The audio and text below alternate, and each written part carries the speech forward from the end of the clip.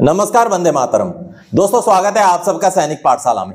आज के इस वीडियो के महत्वपूर्ण जानकारियों को लेकर आया हूं, जैसे आप बोर्ड पर देख पा रहे हैं। दोस्तों, अक्टूबर महीने का एडवांस इंटीमेशन का स्पर्श द्वारा मैसेज देना शुरू कर दिया गया है। जी हां, और मैसेज हूबहू वही है जो सैनिक पाठशाला ने आज से लगभग 8-10 दिन पहले से ही आपको बता दिया था। जी हां दोस्तों, आपका पेंशन कब खाते में आएगा? 30 अक्टूबर को आएगा। कितना आएगा, किस तरीके से आएगा और बढ़ा हुआ डीएडीआर का भुगतान अब कैसे होगा, सारी चीजें मैं आपको एडवांस में बता चुका हूं और हूबहू वही हो रहा है अभी। दोस्तों, आगे जानकारी दूंगा इसके बारे में।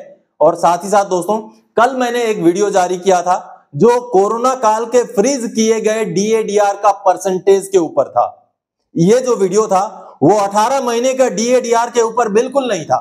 ना मैंने अपने वीडियो में कहीं यह बोला कि 18 महीने का डीएडीआर सरकार ने देना शुरू कर दिया है। ना मैंने वीडियो के थंबनेल में यह बताया कि 18 महीने का डीएडीआर मिलना शुरू हो गया या 18 महीने का डीएडीआर मिलेगा। 18 महीने वाला डीएडीआर का जिक्र मैंने कहीं भी नहीं किया है। आप वीडियो दोबारा से जाके देख सकते हैं। लेकिन पेंशनर्स के मन में डाउट हो गया कि 18 महीने का डीएडीआर का एरियर मिलने जा रहा है। ऐसा तो मैंने बताया नहीं था, ना ही मैंने अपने वीडियो के थंबनेल में दिखाया था। तो फिर डाउट आपको क्यों हुआ? आपके इस डाउट को भी दूर करूंगा। और साथ ही साथ दोस्तों, जो कोरोना काल के फ्रीज किए गए जो डीएडीआर का परसेंटेज था, उसके ऊपर पीसीडीए ने बहुत बड़ा खेल किया है। जी हां, ग्रेचुइटी और लिव इनकेसमेंट में वो बढ़ा हुआ डीएडीआर का परसेंटेज को लागू करके दिया जाना था पेंशनर को पीएओआर द्वारा और पीसीडीए द्वारा, क्योंकि लिव इनकेसमेंट का पैसा पीसीडीए से नहीं आता है, वो आता है पीएओआर से, और ग्रेचुइटी का पैसा आता है पीसीडीए से। तो इसके ऊपर भी खेल हो गया है। इसके बारे में आपको बकायदा पीपीओ दिखा करके समझाऊंगा दोस्तों कि किस तरीके से फ्रीज किए गए कोरोना काल का समय का जो पैसा है वो पेंशनर्स को घाटे में डाल रहा है। बढ़ोतरी तो दे दी सरकार ने, लेकिन पीसीडीए पीओआर नहीं दे रहे उसको। और साथ ही साथ आप कभी के भी रिटायरी हो, आपके साथ भी ग्रेचुइटी कैलकुलेशन में गलत कैलकुलेशन किया गया हो सकता है। उसको जानने के लिए आज का ये वीडियो पूरा देखिएगा, बहुत महत्वपूर्ण वीडियो है। तो चलिए आगे बढ़ते हैं। इन्हीं विषयों को लेकर आगे बढ़ने से पहले दोस्तों, मेरा हमेशा की तरह आप सबसे आग्रह है, अगर सैनिक पाठशाला चैनल का वीडियो आप पहली बार देख रहे हैं या अभी तक चैनल को सब्सक्राइब नहीं किया है, तो चैनल के साथ जुड़े रहने के लिए, इसका हिस्सा बने रहने के लिए और आपसे जुड़ी हुई भरोसेमंद ऑथेंटिक जानकारियों को पाते रहने के लिए चैनल को सब्सक्राइब जरूर करें। चलिए आगे बढ़ते हैं। सबसे पहली जानकारी, जैसे आप देख पा रहे हैं, लो स्पर्श ने अक्टूबर का पेंशन का मैसेज देना शुरू कर दिया है। पेंशन आएगा एडवांस में और डीआर का परसेंटेज मिलेगा कितना। जी हां दोस्तों, ये जानकारी मैं बहुत पहले ही दे चुका हूं। अब ये मैसेजेस आने शुरू हो गए। देखिए, पेंशनर्स ने जानकारी दी है कि उनका एडवांस इंटीमेशन का मैसेज आ गया है। आप जो मैसेजेस अभी देख पा रहे हैं, यानी कि दोस्तों अब स्पर्श द्वारा 30 अक्टूबर को, यानी कि 31 से पहले, 31 की छुट्टी है, ये पहले ही जानकारी मिल चुकी थी आपको, तो इस 30 अक्टूबर को पेंशन क्रेडिट हो जाएगा। लेकिन दोस्तों, जिस तरीके से मैंने आपको जानकारी दी थी, हूबहू उसी तरीके से अक्टूबर महीने का जो मंथली पेंशन है वो आपको पुराने रेट से ही मिलेगा। यानी कि जो पेंशन, जितना पेंशन आपको पिछले महीने मिला उतना ही मिलेगा। हाँ, कुछ पेंशनर्स का बढ़ के आएगा। वो क्यों आएगा? क्योंकि जिन भी पेंशनर्स को ओआरओपी 3 के रेट में पिछले महीने भुगतान नहीं हुआ, उन पेंशनर्स को इस महीने ओआरओपी 3 के रेट से भुगतान हो जाएगा। तो उसको आप डीए का बढ़ोतरी मत मानिए। डीए 50% के हिसाब से ही डीआर हमें मिलेगा इस महीने, लेकिन जो एरियर मिलेगा वो 4 महीने का मिलेगा। अगर पेंशन मंत्रालय हमारा डीआर बढ़ोतरी का आदेश अगले 2-3 दिन के अंदर जारी कर देता है तब। जी हां दोस्तों, अगले पॉइंट में समझते हैं। अब आगे पेंशन मंत्रालय का 53% डीआर का आदेश निकलेगा और जुलाई से अक्टूबर का 3% का एरियर भी मिलेगा। जी हां दोस्तों, पिछले साल भी दीपावली के समय में हूबहू यही हुआ था। पहले पेंशन का मैसेज आ गया था 42% के हिसाब से, पेंशन का मैसेज दिया जा चुका था स्पर्श की तरफ से। उसी बीच में 27 अक्टूबर को जारी होता है डीआर बढ़ोतरी का आदेश पेंशन मंत्रालय द्वारा, जो 46% हो जाता है। उसके बाद जाकर के स्पर्श द्वारा दोबारा से एक मैसेज भी सर्कुलेट होता है कि आपको 4 महीने का एरियर इतना रुपए, और जुलाई, अगस्त, सितंबर, अक्टूबर का एरियर इतना रुपए आपके खाते में आएगा। और 31 अक्टूबर 2023 को पेंशनर के खाते में जो है अक्टूबर महीने का पेंशन भी आया और 4 महीने का एरियर भी आया। आप ये जो सामने डीआर बढ़ोतरी का आदेश देख पा रहे हैं 2023 का, और जैसे आप ये आदेश देख पा रहे हैं 27 अक्टूबर 2023 का ये आदेश है, और 1 जुलाई 2023 से जो डीआर बढ़ोतरी हुई थी उसका यह आदेश था दोस्तों, 42% से 46% होने का आदेश था। अब इस आदेश के जारी होने के महज 3 दिन बाद यानी कि अक्टूबर 31 को पेंशनर को 4 महीने का डीआर का एरियर मिल गया। अगर आपको अक्टूबर का पेंशन पुराने रेट से मिले और अक्टूबर का महीने का एरियर आपको मिल जाए तो बात एक ही है। तो अब आगे आने वाले 2-3 दिन के अंदर अगर पेंशन मंत्रालय अपना आदेश डीआर बढ़ोतरी का जारी करता है तो हमें मिलेगा 4 महीने का एरियर और जो पेंशन मिलेगा वो पुराने रेट से ही यानी कि 50% के हिसाब से ही मिल जाएगा। चलिए आगे बढ़ते हैं। अब ग्रेचुइटी और लीव इनकेसमेंट को लेकर के जो बड़ा खेल हुआ है कोरोना काल के डीए फ्रीज के समय में, उसके बारे में जानकारी लेते हैं। बहुत महत्वपूर्ण जानकारी है, आप कभी के भी रिटायरी हो आपके लिए भी ये जानकारी बेहद महत्वपूर्ण है। चलिए समझते हैं क्या है जानकारी। कोरोना काल के फ्रीज किए गए डीए के फायदे को ग्रेचुइटी और लीव इनकेसमेंट में देने को लेकर के सामने आया बड़ा खेल। जी हां दोस्तों, बहुत बड़ा खेल। आपको एग्जांपल के साथ समझाऊंगा, क्योंकि दोस्तों कोरोना काल में जितने भी पेंशनर रिटायर हुए थे उनका इनिशियली जब वो पेंशन आए थे तो उनका ग्रेचुइटी का कैलकुलेशन 17% डीए के हिसाब से किया गया था, 17% के हिसाब से। जो बाद में सरकार ने आदेश जारी किया 7 सितंबर 2021 को, ये सामने जो आदेश आप देख पा रहे हैं, और इसी आदेश के जरिए सरकार ने यह बता दिया था कि जो लीव इनकेसमेंट और ग्रेचुइटी का अमाउंट है वो जो उस समय में एक्चुअल में जो डीआर का परसेंटेज हुआ है उस हिसाब से दिया जाएगा। आप ये देख पा रहे हैं, हेडिंग में क्लियर लिखा हुआ है ग्रेचुइटी का अमाउंट और cash payment in leave of leave, यानी कि ये वही लीव इनकेसमेंट का ही पैसा है। तो ये दिया जाएगा जो एक्चुअल में उस समय में कोरोना के समय में जो डीए फ्रीज किया गया था, परसेंटेज तो बड़ा था लेकिन पेमेंट नहीं किया गया था, उस परसेंटेज के हिसाब से केवल और केवल ग्रेचुइटी और लीव इनकेसमेंट की बात हो रही है। यहाँ डीए डीआर की बढ़ोतरी वाला रेट नहीं बात हो रही है।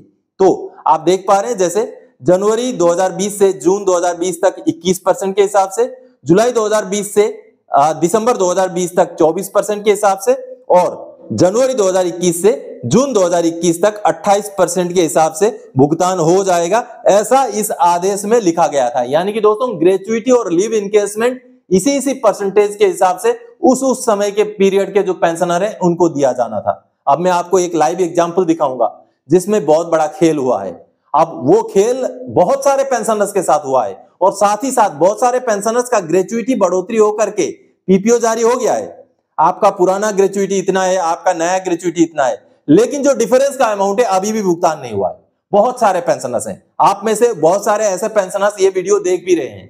अगर आपके साथ भी ऐसा हुआ है कि ग्रेचुइटी का अमाउंट को बढ़ोतरी करके पीपीओ तो निकल गया लेकिन आपको वो डिफरेंस का अमाउंट आपके खाते में क्रेडिट नहीं हुआ है, तो आप इमीडिएटली आपका पीपीओ का कॉपी लगा के सीपी ग्राम्स में ग्रीवेंस डाल दीजिए कि मेरा ग्रेचुइटी बढ़ोतरी होकर पीपीओ आया लेकिन उसका जो डिफरेंस का अमाउंट है वो मुझे एरियर के तौर पे नहीं मिला है।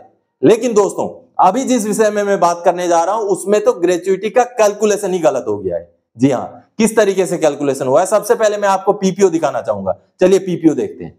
दोस्तों ये एक ऐसे पेंशनर का पीपीओ है जो मई 2020 में रिटायर हुए हैं, यानी कि कोरोना काल का जो डीए फ्रीज किया गया था उस समय के ये रिटायरी हैं।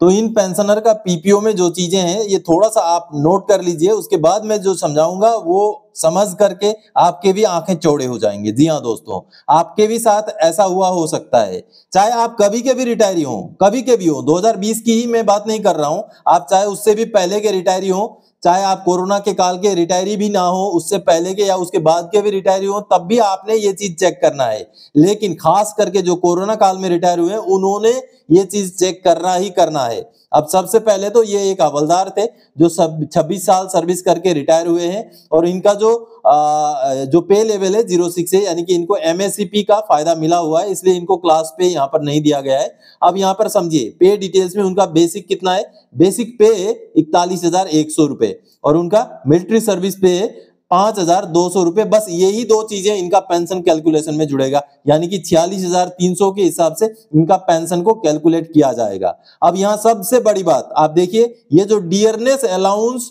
फॉर ग्रेचुइटी, यानी कि आपका जब ग्रेचुइटी को कैलकुलेशन किया गया तो डियरनेस अलाउंस कितना परसेंटेज लिया गया। अब इन पेंशनर के केस में ये जो डियरनेस अलाउंस लिया गया है वो 21% लिया गया है। आपने देखा पीपीओ में क्लियर लिखा हुआ है कि 21% डियरनेस अलाउंस को लेते हुए इनका ग्रेचुइटी को कैलकुलेशन किया गया है।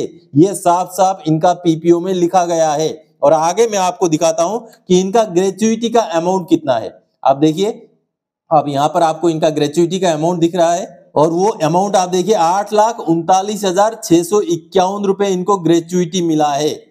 अब चलिए, अब मैं कैलकुलेशन करके समझाता हूं कि कहां पर आपको सतर्क होना है, कहां पर आपको जागरूक होना है और किस तरीके से हो सकता है ये जो खेल हुआ है ये खेल आपके साथ भी हुआ हो, चाहे आप कभी के भी रिटायरी हो। लेकिन खास करके जो कोरोना काल के समय में रिटायर्ड हुए पेंशनर है उनको ये चीज चेक करना है। तो आपने इनका बेसिक पे, उसके बाद उनका मिलिट्री सर्विस पे और उनका ये जो ग्रेच्युइटी का अमाउंट है इसको आप नोट कर लीजिए। और साथ ही साथ उनका डियरनेस अलाउंस जो लिया गया है ग्रेच्युइटी में वो 21% के हिसाब से लिया गया है। तो दोस्तों अभी जो पीपीओ आपने देखा उसमें से कुछ डिटेल्स मैंने यहाँ भर दिए हैं। अब वहां पर आपने देखा कि उनका जो बेसिक पे था वो था 41,100 रुपए, उनका मिलिट्री सर्विस पे था 5200 रुपए। वो एमएसईपी न्याय सुधार होने की वजह से उनको क्लास पे लागू नहीं था, जिस वजह से उनका क्लास पे उनका पेंशन में नहीं जुड़ा है। अब समझिए, अब जो 41,100 और 5200 मिलाकर के बनता है 46,300 रुपए। तो 46,300 रुपए का मैंने 17% के हिसाब से और 21% के हिसाब से डीए का अमाउंट निकाल लिया है, क्योंकि आपने पीपीओ में देखा उनका डीए का कैलकुलेशन 21% के हिसाब से होना था। लेकिन आप देखिए 17% का जो डीए का अमाउंट है 7,871 रुपए और 21% के हिसाब से 9,723 रुपए बनता है। अब चलिए मैं आपको ग्रेच्युइटी का कैलकुलेशन समझाता हूं। देखिए ग्रेच्युइटी का कैलकुलेशन ये होता है, बेसिक पे, एमएसपी, क्लास पे को जोड़ा जाएगा, साथ में उस समय में जितना डीए का परसेंटेज ग्रेच्युइटी में लिया जाना चाहिए उसका इस चीज के ऊपर डीए निकाला जाएगा, उसको भी जोड़ा जाएगा। उसके बाद 2 से उसको भाग किया जाएगा और उसमें जोड़ा जाएगा, गुणा किया जाएगा परचेज वैल्यू जो कि 5 होता है, और लेंथ ऑफ सर्विस। तो दोस्तों आपने देखा लेंथ ऑफ सर्विस 26 साल है इन पेंशनर का, तो उनका ये रहा बेसिक 41,100 रुपए और एमएसपी 5200 रुपए, और जो डीए मैंने निकाला है 41,100 और 5200 को मिला करके 17% के हिसाब से पहले करते हैं 7,871। 7,871 को जब जोड़ते हैं तो ये इसको जब 2 से हम भाग करते हैं तो ये निकलता है 27,085.5 इंटू 31। ये परचेज वैल्यू 5 साल और 26 साल का उनका लेंथ ऑफ सर्विस। तो ये बनता है दोस्तों, ये बनता है उनका ये जो उनको ग्रेच्युइटी मिला। अब देखिए उनका पीपीओ में कितना लिखा था ग्रेच्युइटी का जो परसेंटेज 21%, जबकि उनका 21% नहीं 17% के हिसाब से कैलकुलेशन करके उनको 839,651 रुपीज उनको दिया गया है।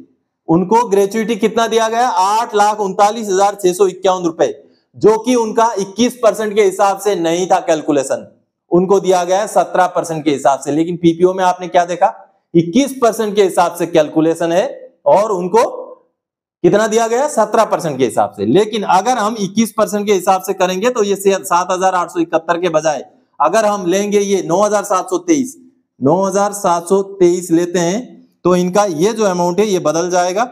ये अमाउंट बन जाएगा दोस्तों, ये बनेगा 28011.5 28011.5।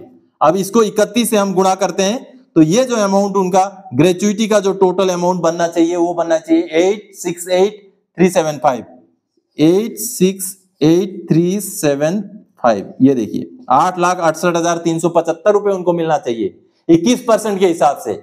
लेकिन उनको कितना मिला 8,39,651 रुपए। तो बड़ा खेल है कि नहीं? आप देखिए पीपीओ साफ साफ बोलता है 21% के हिसाब से कैलकुलेशन किया गया, लेकिन जो कैलकुलेटेड अमाउंट है ग्रेच्युइटी का वो बोलता है कि 17% के हिसाब से है। तो ये खेल बहुत सारे पेंशनर्स के साथ हुआ है। निकालिए अपना पीपीओ, कीजिए कैलकुलेशन कि उस समय में आपका डीए का परसेंटेज कितना होना चाहिए था और आपका जो बेसिक, क्लास पे और एमएसपी को मिलाकर जितना बनता है उसके ऊपर डीए उतना परसेंट निकालेंगे तो आपका ग्रेच्युइटी का कितना अमाउंट बनना चाहिए, आपको कितना मिला। तो अगर ये गलत कैलकुलेशन हुआ है तब भी आपने शिकायत करना है, और अगर आपका सही कैलकुलेशन हो के जो पीपीओ निकल चुका है, जिस पीपीओ में अगर आपको जो अमाउंट डिफरेंस का एरियर नहीं मिला है तब भी आपने शिकायत डालना है, तभी जा करके आपको सही ग्रेच्युइटी मिलेगा। अब ये तो रही ग्रेच्युइटी की बात। अब आपने लेटर देखा था दोस्तों जिसमें भारत सरकार ने बोला था कि ग्रेच्युइटी के साथ साथ लीव इनकेसमेंट का भी बढ़ा हुआ पैसा बढ़े हुए डीए के रेट से आपको मिलेगा। क्या आपको मिला? बहुत सारे पेंशनर्स को हो सकता है मिल गया हो, लेकिन बहुत सारे ऐसे पेंशनर्स हैं जिनको लिव इनकेसमेंट का ये पैसा रिवाइज होके नहीं मिला है। मैं वादा करता हूं, आप अपना कैलकुलेशन करके देखिए, आप अपना एफएसए मंगवा लीजिए रिकॉर्ड ऑफिस से। एफएसए में देखिए आपको लिव का पैसा कितना मिला है, क्या आपको सही डीए के कैलकुलेशन के हिसाब से, सही डीए के परसेंटेज के हिसाब से आपको सही दिनों का लिव इनकेसमेंट मिला है कि नहीं मिला है, उसको कैलकुलेट कीजिए, वो भी रिवाइज होगा, उसका भी पैसा आपको पीएओआर के थ्रू से मिलेगा दोस्तों। तो दोस्तों आज के इस वीडियो में इन्हीं जानकारियों के साथ आया था। आगे और कोई जानकारी आपसे सरोकार रखने वाला विषय लेकर मैं फिर से हाजिर हो जाऊंगा। तब तक के लिए जय हिंद दोस्तों।